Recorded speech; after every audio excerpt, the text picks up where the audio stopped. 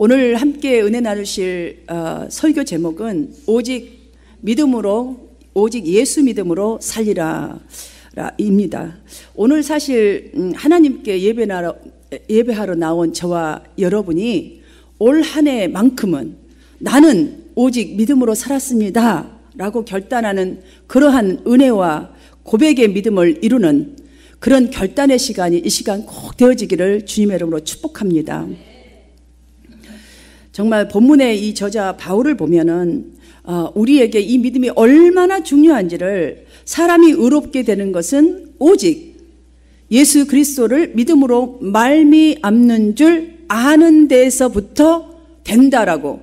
자, 예수 그리스도를 정말 믿음으로 아는 것 자체가 그때부터 의롭게 될 수 있다라는 것을 말해주고 있습니다. 이 말씀을 우리 각자 자신에게 적용한다면 예수님이 믿는 그 믿음 위에 나의 믿음이, 여러분의 믿음이 근거되어져야만이, 그래야만이 우리 각자 자신들의 삶이, 믿음이, 의로워짐이 나타날 수 있다는 뜻이 됩니다. 그럼 그리스도가 믿는 믿음은 어떤 믿음이냐는 거예요. 예수님이 믿는 그 믿음에 근거돼야 되는데, 예수님이 믿는 그 믿음은 어떤 믿음입니까? 예수 그리스도가 믿는 믿음은 하나님의 말씀이면, 하나님의 뜻이면 따르는 믿음이었습니다. 완벽하게 믿어버리는 믿음이었습니다. 그 믿는 믿음, 따르는 믿음으로 하나님 구속 사역에 동참하는 그런 믿음, 그런 마음을 항상 가지고 있었던 믿음이었다는 말이에요.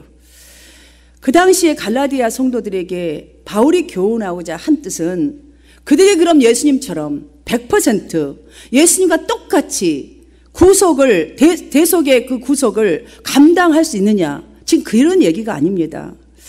우리가 진정으로 하나님의 은혜를 좀 이해하고 있다면, 어느 정도 알고 있다면, 그저 그리스도께서 가셨던 그 믿음, 정말 닮으려는 믿음, 하나님의 구원의 역사에 참여하려고 하는 것은 당연한 일이라는 거예요. 참여하는 것은 당연한 일이고, 또 한 가지 영광으로 여기는 일이 당연할진데, 이런 당연함이 있어야만이 우리가 조금이라도 의롭게 된다는 거예요. 의로운 사람이 될 수 있다. 예수님 닮는 삶, 닮는 믿음이 될 수 있다라는 말입니다. 왜냐하면 구원 사역에 참여하려는 믿음은요, 마치 한 알의 씨가, 여러분들 다 알고 있잖아요. 이치를 땅에 딱 떨어져서 그 씨가 죽어야만 생명이 올라온다는 사실을 모르는 사람이 없다는 것이지요.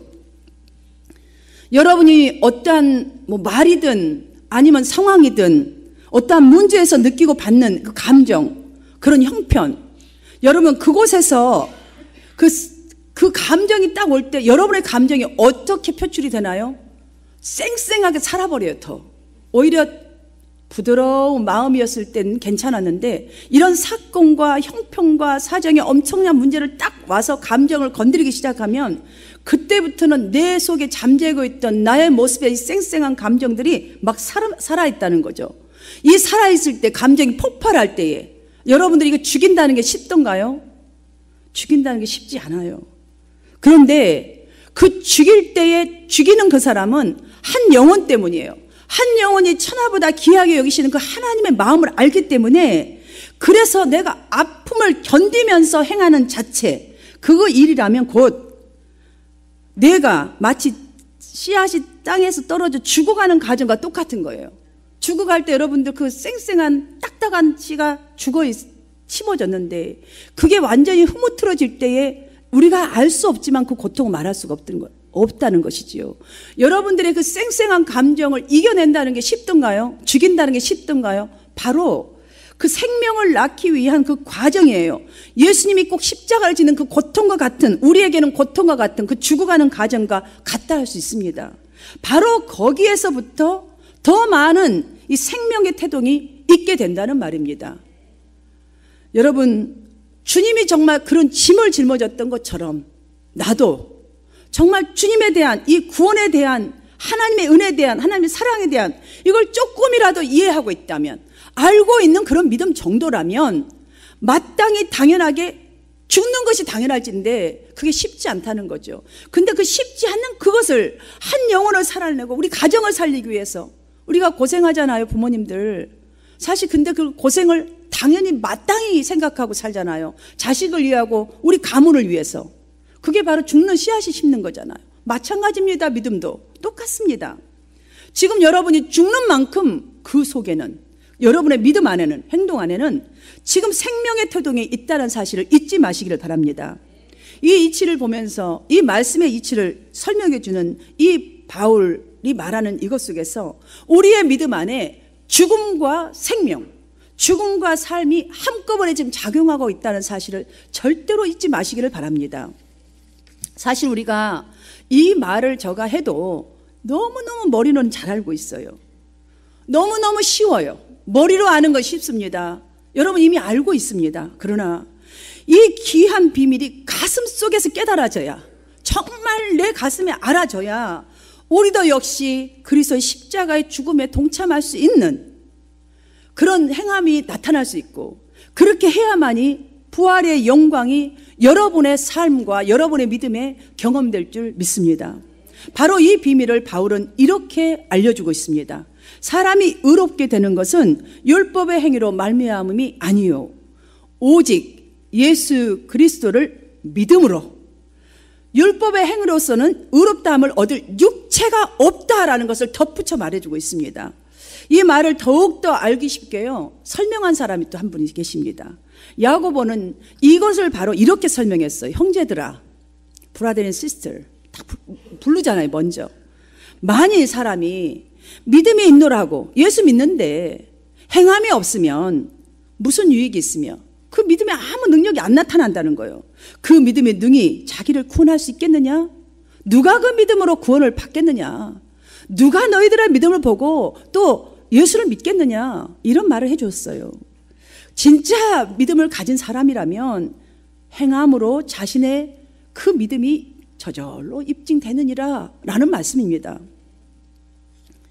제자들만 이런 얘기를 했겠어요? 예수님도 제자들에게 자, 그러니까 너희들의 열매로 믿음을 알지니, 그들을 알지니, 우리의 열매로, 행하는 열매로 믿음을 알지니 참 믿음이 어때야 하는지에 대해서 가르쳐 주셨습니다. 여러분, 제가 참 믿음 하면 너무나 수많은 이 성경 속의 선진들도 있지만 그냥 현대를 살아가는 선진들 중에서 한 분을 제가 소개해 드리고 싶습니다.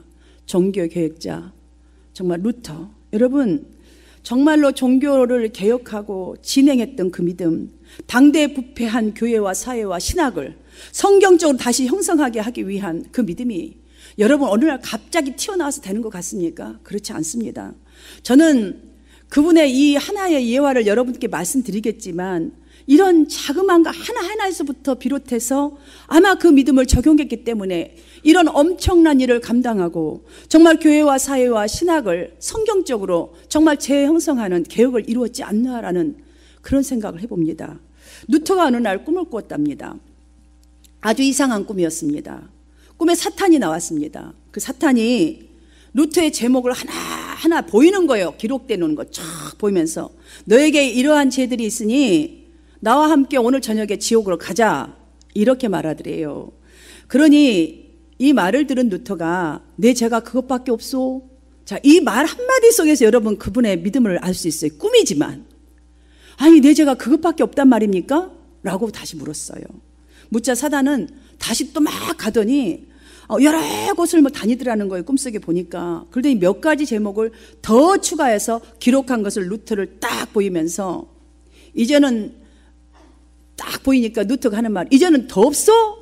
그렇게 한 거예요. 막 성질을 내서 더 없냐고 소리치면서 사단이 기록해서 보여준 그 종이 위에 예수의 보혈이 나의 모든 죄를 씻는다 라고 그닥 크게 적었던 거예요. 그렇게 쓰자마자 사단이 너무 놀라면서 뒷걸음치며 루터 앞에서, 눈앞에서 사라져버리더랍니다. 이런 꿈을 꿨다고요. 여러분, 이게 꿈인데요, 저는 마치 본문의 20절 후반절에서 하시는 말씀같이 나를 사랑하사 나를 위하여 자기 자신을 버리신 예수를 믿는 믿음이 얼마나 대단한 능력을 발휘하는지를 루터가 꿈속에서 하는 행동에서 저는 느끼게 됩니다. 꿈속임에도 불구하고, 그러니 현실에서는 더 해야겠죠. 현실에서는 오직 예수의 믿음, 정말 믿음만이, 이 말씀만이 나를 바꿀 수 있고 나의 생활을 바꿀 수 있고 나의 삶을 문제를 모든 것을 다스릴 수 있어주고 정말 평안을 할 수 있는 것이지 그 외의 것은 나에게 줄 것이 없다라는 이 확신된 믿음을 가졌다는 것이 이 꿈속에서 저는 느껴져요. 여러분 물론 예수 믿는 사람이라면 믿음으로 의롭게 됩니다 라는 이 진리 다 동의합니다. 이 자리에 앉아 계신 분 중에 이거 동의하지 않는 사람 한 분도 안 계십니다.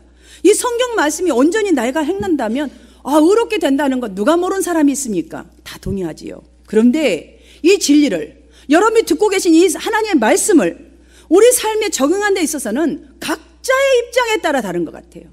각자의 입장에 따라. 각자의 입장이 어떠냐? 아니면 입장에 따라 어떻게 행동하느냐? 이 행동을 보면요 다 다른 것 같아요. 진리가 하나일진데 똑같이 행동이 나와야 되는데 그렇지가 않아요. 예를 들어서 우리가 이 한 교회 안에 우리 한마음 교회 안에 성도님들은 어떤 사이입니까? 오늘 정말 한번 좀 깊이 좀 생각해 보십시오.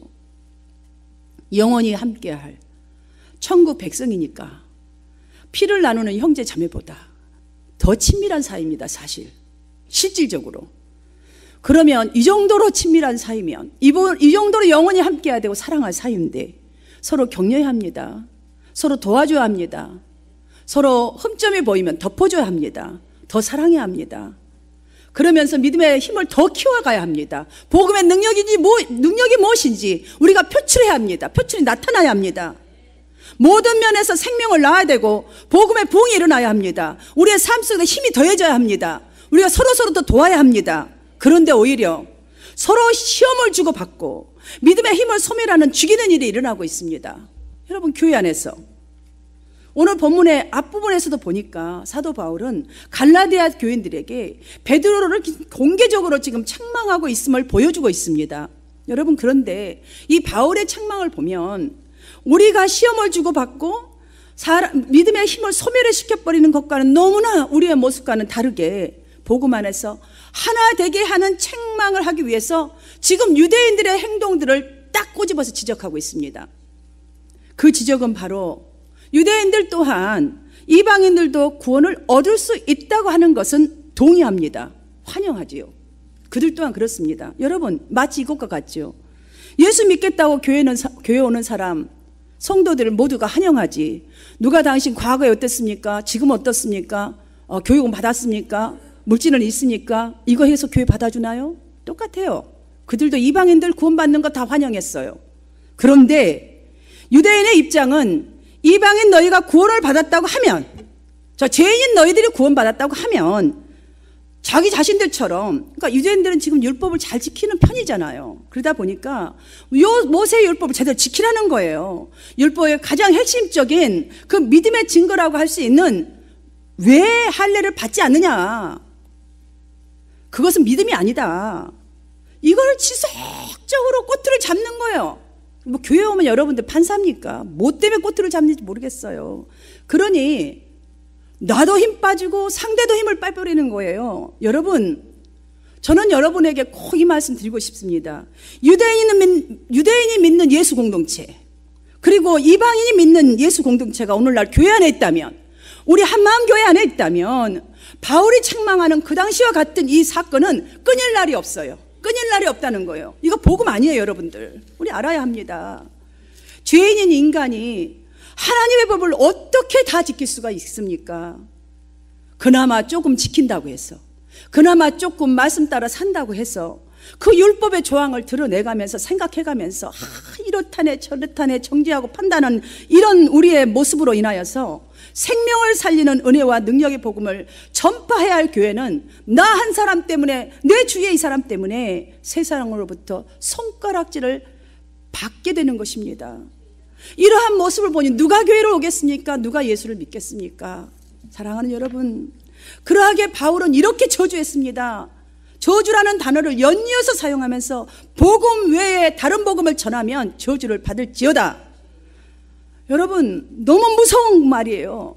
저주를 받는데요. 복음 외에 쓰잘데기 없는 소리 하는 거 저주 받는다잖아요. 단호하게 복음은 모두를 하나 되게 하는 것일진데 교회를 혼란케 하거나 복음을 왜곡시키는 무리는 하늘로부터 온 천사라도 그러니까 아무리 목사든 사역자든 특별한 사역을 하든 믿음이 좋다고 여겨지는 인정을 받는 사람이든 어떤 존재라도 하나님의 진노를 피할 수 없다면서 오직 믿음으로만 의롭게 되지 다른 어떤 것도 첨가되어서는 안 된다는 것을 명확하게 선포해 주고 있습니다.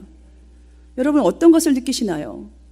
예수님도 제자들에게 세상의 빛과 소금이 되라 하신 이 신앙, 여러분 이 뜻이 무엇입니까? 너의 믿음을 행동으로 보이라는 겁니다. 여러분 빛, 지구가 돌아가면서 같이 와야지 빛이 온 사방팔방에 비춰지는 것이 내 오늘 피곤해 딱 있어 보세요. 이 세상은 시큼합니다. 생명 살 수 없습니다. 소금 가만히 있으면 아무 쓸데없는 것입니다. 녹아져야 맛도 나고 썩음도 막는 것이지 소금 그대로 소용없어요. 바로 행동신앙을 말씀해 주셨습니다. 사랑하는 여러분, 나무는요 굳이 설명할 필요도 없더라고요. 나무들이 막 입 벌리고 설명하나요? 사람들도 설명 안 해요. 그런데 그 나무가 어떤 나무인지는 딱 열매 맺는 거 보면 다 알게 되어 있어요. 우리가 이와 같이 복음을 입으로만 전하는 것도 아닙니다. 남의 믿음, 남의 삶을 지적질하는 데 사용하는 것이 복음이 아닙니다.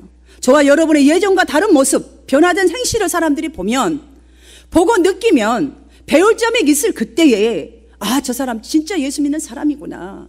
정말 믿음이란 게 저런 것이구나. 예전에 저 사람 저렇지 않더니 이렇게 변해가네. 이런 것이 바로 성경이 말하는 복음이라는 것이구나.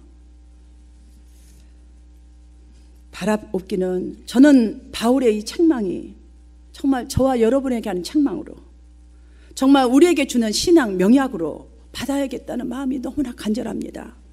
그 이유는 분명합니다.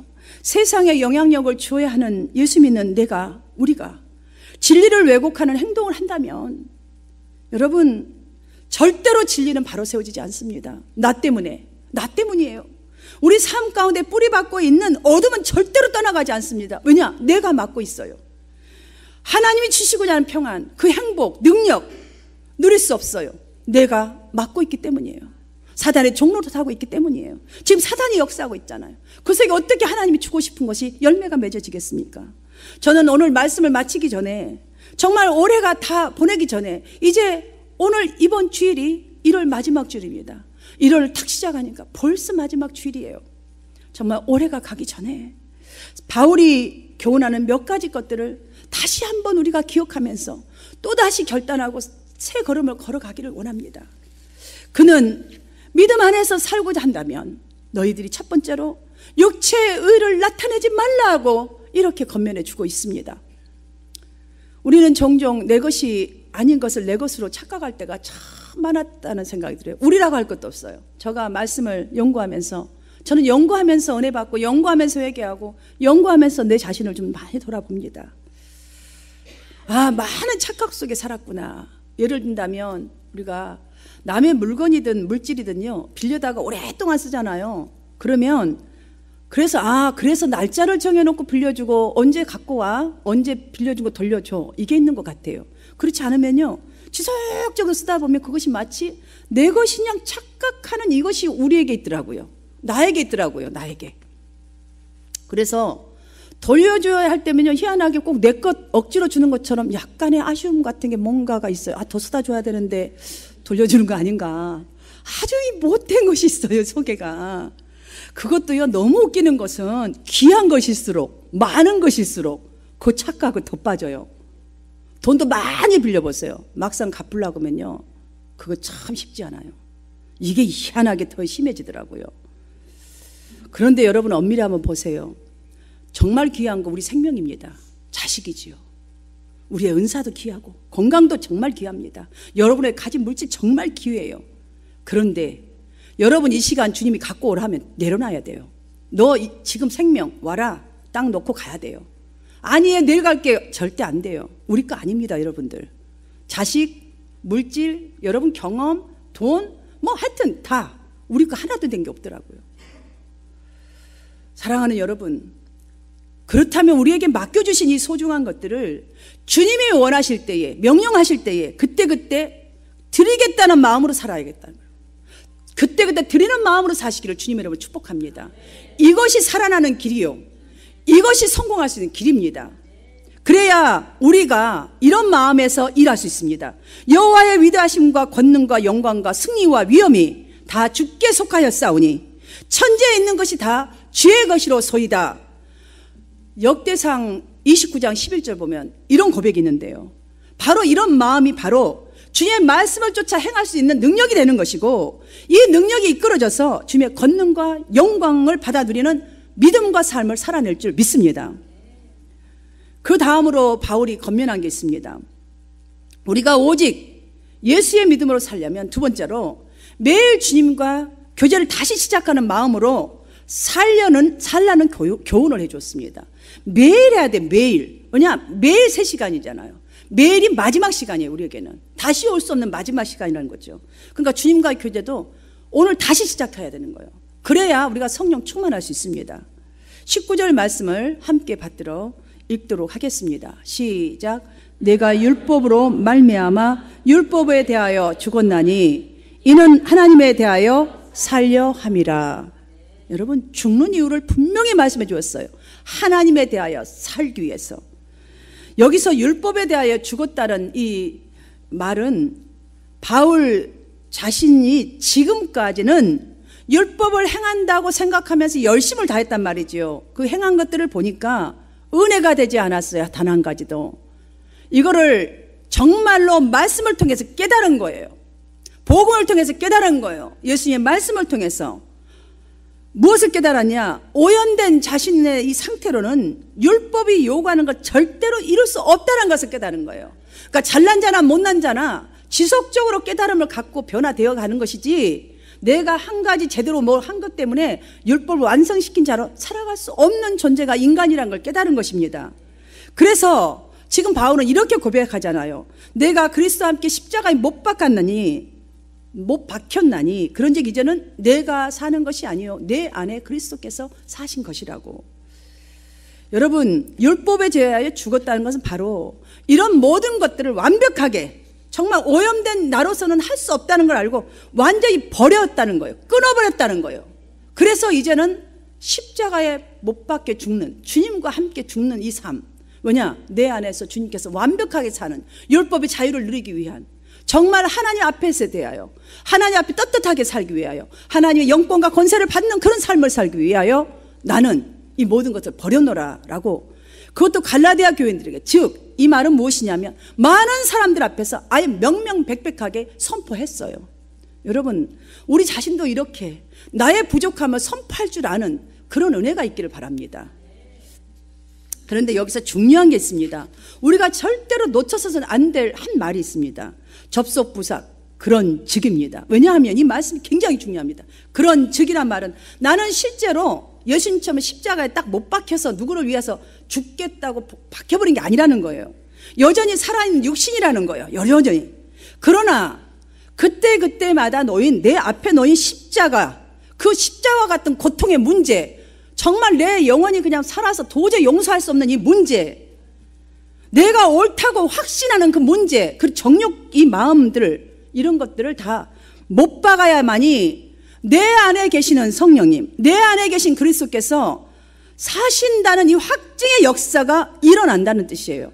그래서 그런즉 나는 지금 현재 이렇게 살아있는 육신이나 정말 문제마다의 나의 믿음으로 예수와 함께 내가 박아버린다는 거예요. 예수님이 십자가 못 박을 받아버리듯이 이런 감정, 나의 욕심, 내가 옳다는 것 그때마다 받겠다는 거예요.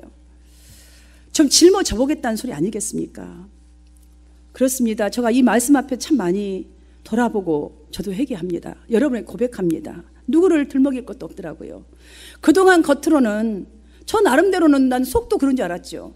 십자가에 수없이 죽은 것 같았습니다. 죽었다고 생각했어요. 그런데 내가 말씀 앞에 딱 비춰보니까 현민건 같은 나의 속사람이 보이더라고요. 믿음의 실상이 보이는 거예요. 겉분이 속사람은 내가 나를 지배하는 거였어요.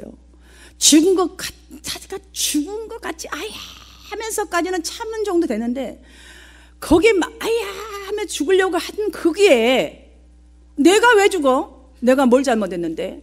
뭐 억울해 죽겠는 거예요. 그때 벌떡 살아났던 나를 본 거예요. 죽었던 적이 별로 없어요. 별로가 아니라 없었어요. 그런데 주님이 죽으려고 했던 그 자체를 의롭게 보았다는 생각이 들어요. 의롭게 보았다는 거. 그래서 힘이 나는 거예요. 아, 바울도 바로 그런 거구나. 그래서 이거를 아니까 마땅히 당연히 이제 앞으로는 좀 더 노력을 많이 하겠고 또 그렇게 해야지 라는 결단이 생기더라고요. 좀 더 죽어보고 또 죽어보고, 진짜 죽음이 진짜로 죽어버려야지만이 부활이 있다는 것을 말로는 많이 알죠. 머리로도 잘 알아요. 그런데 실질적인 내 삶에서 쉽지가 않았다는 것을 고백합니다. 여러분 앞에서. 여러분은 어떻든가요? 여러분은 어떻습니까? 사랑하는 성도 여러분, 우리 모두가 이제부터는 길려에 들려오는 이 주님의 말씀, 주님의 이 명령이라고 들려지는, 여러분 앞에 들려지는 말씀이 있습니까? 가르침의 감동이 있습니까? 저와 여러분을 지배하도록 우리 자신을 말씀 앞에서 좀 복종 좀 해보십시다. 복종. 여러분, 복종해야지 내가 이렇게 마음 먹으면 쉬울 것 같지요. 근데 쉽지가 않아요. 왜냐? 상처받고 사연 많은 우리에게는 쉬운 일이 아니더라고요. 어느 정도 참아주는 것까지는 쉽고, 내가 짊어져 봐야지, 내가 그냥 이를 악먹고 해봐야지는 쉬운데, 정말로 죽는 거가 안 되더라고요. 너무 억울해서. 어쩌면 우리는 억울한 것도 있지만 남들에게 혹시 나쁜 평가를 내가 받을까봐 두려워서 뒤로 미루다가 못하고, 나를 보니 그래요. 왜냐? 짊어져 보면 내 체면이 망가지는 것 같고, 남들이 나를 뭘로 볼까봐 평가 나쁘게 나올 것 같은 느낌? 이거 사탄이 주는 생각이었어요. 그래서 뒤로 미루는 거예요. 아유, 내가 조금만 참아보고 그냥 봐가면서 해야지. 체면 유지하느라 외식적인 행동, 진심이 없는 입에서 발린 칭찬, 말, 속은 그렇지도 않으면서도 불구하고 꾸며대기에 급급한, 속은 지금 시커매하고 좋지도 않으면서 꾸며대는 거예요. 내가 보니까 내 자신이. 그리고 봉사하고, 남편에게든 아내되든 정말 친구에게든 성도에게든 목사인 내가 그랬더라고요. 보니까 순종 없는 십자가. 여러분, 순종이 없이는요 십자가 질 수가 없더라고요. 순종이 없으면, 말씀에 복종이 없으면. 예수님 믿는 믿음이 바로 말씀에 복종한 믿음이 아니었습니까? 그대로 믿고 따르는 믿음이 바로 예수의 믿음이었습니다. 그 위에 우리의 믿음이 세워져야, 사랑하는 여러분, 의로움이, 하나님의 의가 여러분을 통해 나타나게 될 줄 믿습니다. 여러분, 체면 유지, 외식적인 이런 마음, 행동 죽지 않는다면 바울은 지금 우리에게 교훈합니다. 주님을 만날 수 없다고. 절대로 못 만나니까, 만날 수 없으니까 복음을 할 수가 없는 거예요. 복음이 믿어지겠어요? 안 믿어지는 거예요. 그 말이에요. 쉽게 말한다면 십자가의 참된 의, 율법의 사랑, 하나님의 역사, 권능 경험하지 못한다는 교훈입니다. 우리 각자에게 매여져 있는 이 율법을 죽이는 것, 이 위선 껍데기를 벗어버리는 것이 바로 복음입니다. 복음을 세우는 일입니다. 여러분, 이 율법이 죽어야지만이, 내가 가진 이 율법이 죽어야지만이 여러분의 믿음도 여러분의 삶도 살아날 것입니다. 여러분, 그걸 분명하게 믿어져야 돼요. 믿어지는 은혜가 있기를 바랍니다. 이제 버리고 죽으리라는 결단이 여러분 정말로 여러분 속에 있다면, 여러분 굳건한 소망을 좀 붙드세요. 여기서 끝내지 말고 소망 붙드셔야 합니다. 왜냐하면 바울은 믿음으로 사는 사람의 결론을 우리에게 분명하게 이렇게 말해주고 있습니다. 오직 내 안에 그리스도께서 사시느니라 라고. 자, 우리가 하면요 이제부터는 주님이 일하시는 거예요. 왜냐? 나는 그냥 탁 맡겨버리니까요. 살아있으나 나의 모든 것들을 맡기고 가니까 하나님이 일하시는 거예요. 그리스도 사는 거예요. 부활에 사는 거예요. 이 고백은요 무슨 고백이냐? 내 안에 의와 사랑의 그리스도가 살아계시기에 나는 이제 어떤 환난도 이길 수 있습니다. 이길 수 있는 힘을 얻었습니다라는 소리예요. 더 이상 내가 죄의 종로로 타는 자가 아니라 내 삶의 방향, 내 믿음의 방향을 주님으로부터 계속 지도받아서 의를 따라서 정말 믿는 사람답게 담대하고 멋지게 살아간다는 고백인 줄 믿으시길 바랍니다. 성도 여러분, 그렇습니다. 믿는다는 것은 예수처럼 산다는 거예요. 여러분, 제자 다 떼십시다. 제자는 거 다 떼고요. 믿는다는 게 뭐예요? 여러분, 남편 왜 믿어요? 그분과 살고 그분 닮는 거잖아요. 예수님처럼 산다는 뜻이에요. 우리가 이거 꼭 기억해야 돼요. 믿는다는, 예수 믿는다는 자체는 예수처럼 산다는 뜻이 되어야 돼요. 갈라디아 교회에 들어온 유대주의자들처럼 율법에 매여서 남의 행위를 지적하는 수준의 신앙은 능력 있는 삶으로 나아가는 데는 큰 장애물입니다. 하나님의 역사를 경험하자 우리가 그토록 원하지만 하나님의 역사를 경험하지 못하게 하는 큰 장애물입니다. 그러므로 오늘부터 우리 모두가 정말 올해 승리하는 삶, 배가 부흥, 우리 말 많이 하잖아요. 여러분의 삶도 믿음도 배가 부흥하기 위해서 바울처럼 우리의 인생의 주인이 더 이상 내가 아니라 나는 죽으나 사나 주의 것이로다 라는 믿음을 따라서 살아가게 되기를 바랍니다. 그리하면 성령 하나님께서 우리 모두를 분명코 실족지 아니하게 하시며 우리의 어둠에 붙이는 우리의 어둠을 다 성령의 빛으로 비춰주셔서 하나님의 은혜의 빛으로 세상을 이기게 하실 것입니다. 세상을 이기는 힘은 왜냐하면 나는 더 이상 종로를 하지 않는 그런 삶을 주의 말씀을 따라가기 때문이지요. 그리하여서 하나님에 대하여 살고 하나님의 능력의 삶을 사는 여러분의 삶이 되시기를 주님의 이름으로 축원합니다.